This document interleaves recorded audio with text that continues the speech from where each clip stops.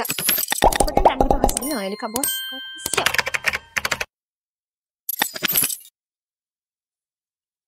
Kau tahu kerja aku ni lagi elok daripada kau. Lagi bagus daripada kau. Kau buat ni sampai siap. Kau faham?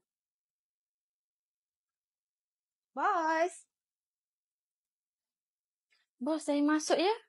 Masuk. Bos, ni hasil kerja saya. Alright. Ni kerja yang bos minta lah. Anis, hang tolong handle tak stokis Kemboja ni? Kenapa dia pula yang kena handle? Sepatutnya saya. Saya buat lagi banyak kerja daripada dia. Lagipun dia ni budak baru. Hang confident ke?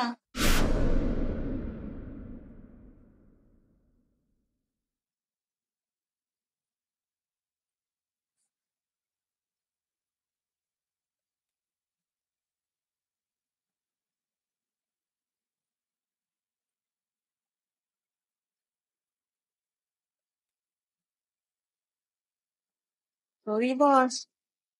Patut tembak report hang ni.